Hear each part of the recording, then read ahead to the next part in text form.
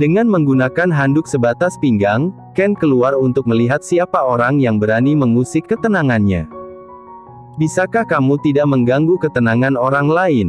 Ketus Ken, belum melihat siapa pelakunya.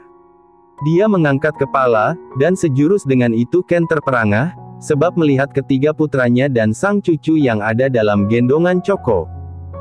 Akhirnya, kompak mereka merasa lega, karena akhirnya Ken membuka pintu. Namun, detik berikutnya mereka memerhatikan penampilan Ken dari atas sampai bawah. Pria yang sedikit beruban itu tampak terengah dengan peluh yang memenuhi dada. Ketiganya semakin merasa aneh, begitu melihat tubuh sang ayah. Menandakan bahwa pria berkepala 6 itu tengah melakukan sesuatu dengan sang ibu. Bi, Choco dan The serempak menelan selaiva masing-masing. Sepertinya setelah ini hukuman akan semakin bertambah banyak, karena mereka mengganggu kegiatan Ken dan Zoya. Sementara Ken mengatupkan bibirnya dengan rahang yang mengeras. Kepala pria itu terasa menegang akibat gagal pelepasan. Ken mengepalkan tangannya kuat, dan sedikit meninju udara di bawah sana untuk menguapkan kekesalan.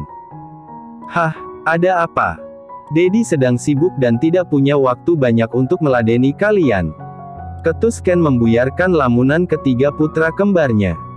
Dia memandangi satu persatu pria dewasa itu, berharap mereka semua mengerti dan segera pergi jauh, sebelum Zoya menolaknya lagi. Itu, Dad, Zil menangis. Ya kalian tenangkanlah, kan Daddy sudah bilang jaga keponakan kalian. Itu semua hukuman karena kalian berani mengerjai potong Ken sebelum Bi menyelesaikan kalimatnya. Dia memicing dengan tubuh yang tak karuan. Yah, kalian tahulah bagaimana rasanya gagal pelepasan. Iya, Dad, tapi masalahnya Zil mau bertemu dengan An dan Jenny. Apa mereka masih lama? Kan sudah siang, kenapa mereka betah sekali di dalam kamar? Timpal De ikut buka suara. Mendengar itu, Ken berdecak pelan. Ketiga putranya ini pura-pura polos atau bagaimana? Apa karena belum mengenal seorang wanita jadi kaku seperti ini?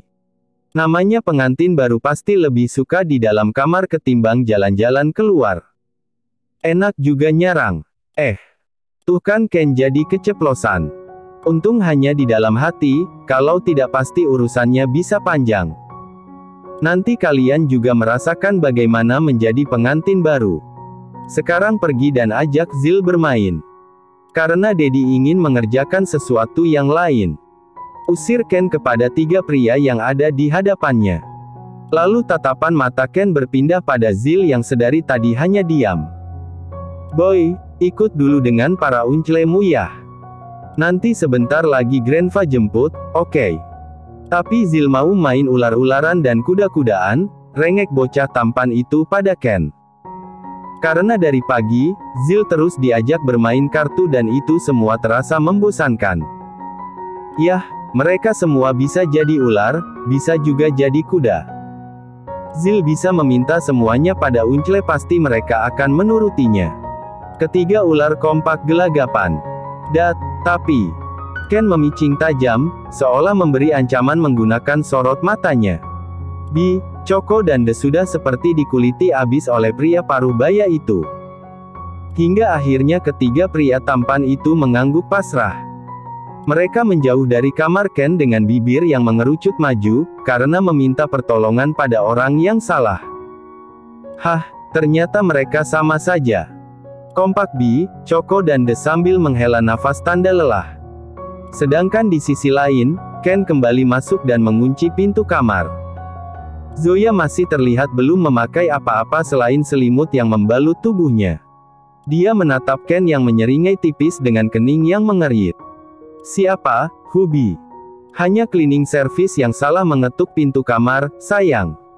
Ken melangkah semakin dekat, senyum di bibir pria yang sudah berumur itu terus mengembang hingga ia melempar handuk dengan sembarangan. Oke, baby. Sekarang waktunya kita lanjutkan. Malam harinya, Aneek dan Jenny pulang ke mansion milik keluarga Tan. Wanita itu memakai baju kerah tinggi untuk menutupi leher jenjangnya. Sebab banyak sekali tanda yang Aneek buat di sana. Sepanjang perjalanan Jenny menyandarkan kepalanya di dada bidang Aneek. Ia benar-benar ingin menghabiskan waktu dengan beristirahat setelah meladeni sang suami yang tidak memiliki rasa lelah sedikit pun. Setelah menghabiskan waktu beberapa puluh menit, akhirnya mereka sampai. Jenny yang kala itu terlelap dalam dekapan Aneek, mengerjap saat tangan kekar Aneek membelai lembut wajahnya. "Jen, bangunlah. Kita sudah sampai, sayang," bisik Aneek seraya menyelipkan rambut Jenny ke belakang telinga. Jenny sedikit menguap dan tersenyum saat melihat wajah Aneek untuk pertama kalinya. "Kenapa tersenyum seperti itu?" "Aku senang, saat pertama kali membuka mata yang kulihat itu kamu," ucap Jenny dengan suaranya yang terdengar sedikit parau. Jemari lentik wanita itu menyentuh bibir Aneek dan memainkannya sedikit. Aneek menangkap pergelangan tangan Jenny. "Jangan memancingku kalau kamu tidak mau tanggung jawab." Jenny terkekeh kecil, dia menarik diri dari tubuh Aneek dan hendak keluar. Tak peduli pada ucapan Aneek, karena dia ingin segera sampai di kamar. Melihat itu, Aneek hanya geleng-geleng kepala. Jenny meringis saat tubuhnya bergesekan akibat dia berjalan. Dia sudah seperti pinguin sekarang. Berjalan terlatih sambil memegangi pinggangnya. Wanita keras kepala itu terus saja berjalan tanpa peduli pada Aneek yang memerhatikan dirinya. Aneek tersenyum tipis hingga tanpa babi bu pria itu langsung mengangkat tubuh Jenny membuat wanita itu tersentak dan refleks mengalungkan tangan di leher Aneek. Keras kepala. Kenapa tidak meminta bantuanku?" cibir Aneek. Jenny mencebitkan bibirnya dan mencubit dada Aneek. "Aku menunggu kepekaanmu saja. Tidak ada seperti itu, Jen. Kalau kamu butuh apapun bilang, jangan menunggu aku peka walaupun aku memang selalu tahu apa yang kamu butuhkan. Perlu kamu ingat aku bukan seorang cenayang." Cerocos Aneek sambil melangkah ke dalam untuk menasehati istrinya. Bibir seksi wanita itu semakin maju. "Kenapa malah memarahiku?" "Aku tidak memarahimu, My Jenny. Oh Jenny. Aku hanya menasehatimu, bahwa dalam hubungan tidak ada istilah seperti itu." Aneek berhenti sejenak saat mereka sudah berada di ambang pintu. "Karena kita itu saling melengkapi, kamu melengkapi ketidaksempurnaanku, dan aku melengkapi ketidaksempurnaanmu. Sudah, jangan banyak bicara." Jenny mulai senyum-senyum di balik dada Aneek. Pipi wanita cantik itu merona. Kalau sudah seperti ini jarak usia tidak bisa ditebak ya. Jenny yang 3 tahun lebih tua dari Aneek malah terlihat seperti gadis manja yang memiliki suami dewasa. Begitu mereka masuk ke dalam mansion, dan hendak naik ke atas tangga. Teriakan bocah tampan bernama Zil terdengar sangat kencang. "Mommy, Daddy." Zil yang kala itu baru saja selesai makan malam segera berlari ke arah Aneek dan Jenny. Mata Zil berbinar sementara wajahnya sangat sumringah, dia sudah seperti seekor itik yang baru saja menemukan induknya. Aneek refleks memutar tubuhnya saat mendengar teriakan sang anak. Keduanya tersenyum lebar begitu melihat Zil yang mengayunkan kaki dan memeluk kaki jenjang Aneek. Jenny langsung meminta turun, Aneek berganti menggendong tubuh mungil Zil yang bergerak kegirangan. "My boy," ucap Aneek seraya mengecup pipi Zil yang terlihat sangat menggemaskan. Pria itu terkekeh karena merasa geli, hingga membuat ia menggeliat ke sana kemari. Kekehan Zil berhenti saat Aneek menghentikan aksinya pula. "Hei, boy, apa kamu sudah makan?" Zil mengangguk cepat. Jenny mengulum senyum dan mengacak rambut putranya. "Sudah, Dad." Namun, tiba-tiba bibir pria kecil itu berubah cemberut, karena merasa kesal menunggu Aneek dan Jenny seharian. "Kenapa, nak? Mommy dan Daddy kenapa lama sekali? Dan kenapa kalian tidak mengajak Zil saat buat adik?" Rengek bocah tampan itu, membuat Aneek dan Jenny melongo. "Hoh, kalau kita mengajak Zil nanti adiknya tidak jadi, sayang," ujar Aneek membuat Zil mengernyit. Pria kecil itu menatap wajah sang ayah yang senantiasa memancarkan aura bahagia. "Lalu mana adiknya? Apa sudah jadi?" Kan Zil tidak ikut dengan Mommy dan Daddy, tagih Zil dengan tangan yang menengadah. Malam itu Zil terus merengek meminta tidur bersama dengan Jenny dan Aneek. Hingga akhirnya Aneek hanya bisa pasrah. Sementara Jenny tersenyum sumringah. Mereka berbaring dengan Zil yang berada di tengah-tengah. Sebab bocah tampan itu ingin diapit oleh kedua orang tuanya. Zil terus tersenyum merasa bahagia karena akhirnya Jenny dan Aneek menikah. Mereka juga tinggal bersama. Zil menggenggam satu tangan Jenny, begitu juga dengan tangan Aneek, lalu menyatukan keduanya di dada. "Mom, Dad, kita harus terus seperti ini ya," ujarnya menatap kedua orang dewasa itu secara bergantian. Daddy tidak boleh membuat Mommy menangis. Dan Mommy juga tidak boleh nakal pada Daddy. Kalau kalian seperti itu, Zil akan sedih. Sambung Zil membuat Jenny merasa haru, hingga dalam sekejap kedua netra wanita itu sudah berembun. Jenny mengusap surai keemasan putranya dan meninggalkan kecupan singkat di sana. Di tubuh Zil memang tidak ada darah miliknya, tetapi sungguh kasih sayang Jenny pada Zil tetaplah besar. Hingga tiba-tiba terbesit dalam otaknya sebuah pikiran picik.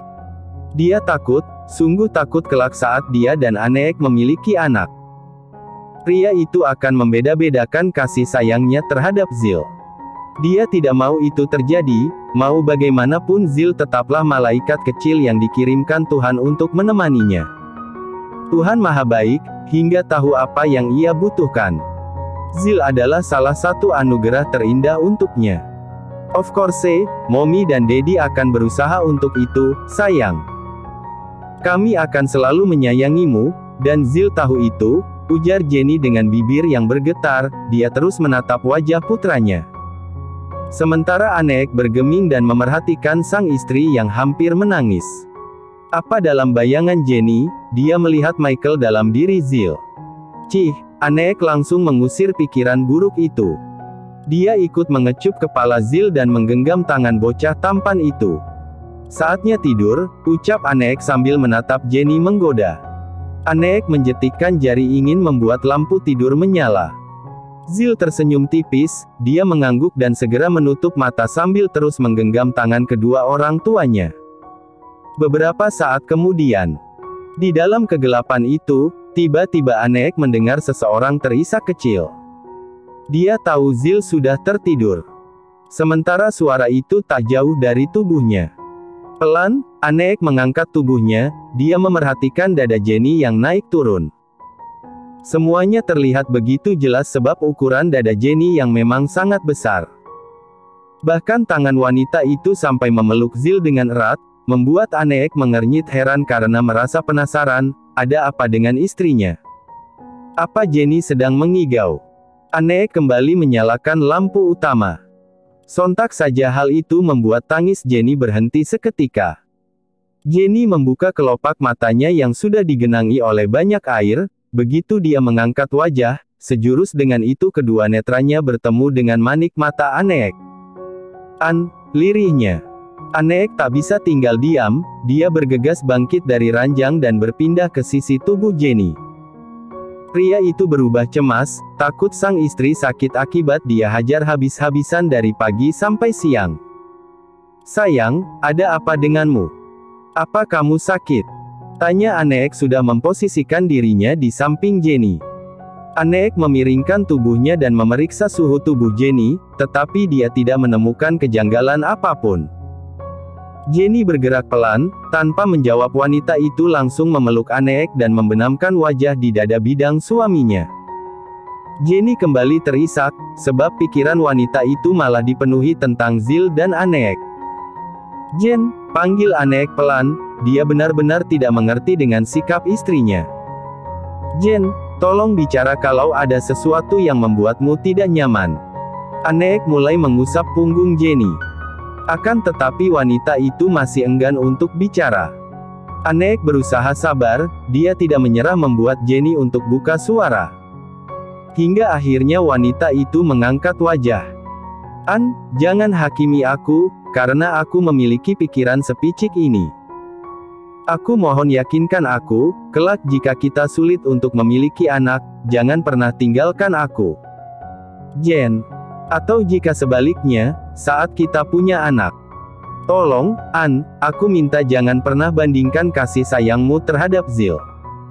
Jen, apa yang kamu bicarakan? Baru tadi pagi aku berjanji, aku tidak akan pernah meninggalkanmu. Dan untuk Zil, aku tidak pernah berpikir seperti itu, meskipun Zil adalah anak Michael, jelas Aneek dengan menggebu-gebu. Jenny terisak-isak. Kamu salah, An. Maksudmu? Bibir wanita itu bergetar, takut kalau dirinya dicap sebagai pembohong, karena menyembunyikan status Zil. Padahal tidak demikian. Dia hanya tidak mau kalau sampai semua orang tahu, bahwa Zil hanya anak hasil adopsi. Sungguh Jenny tidak mau membuat Zil bersedih. Zil bukan anakku dan Michael. Dia hasil adopsi, An.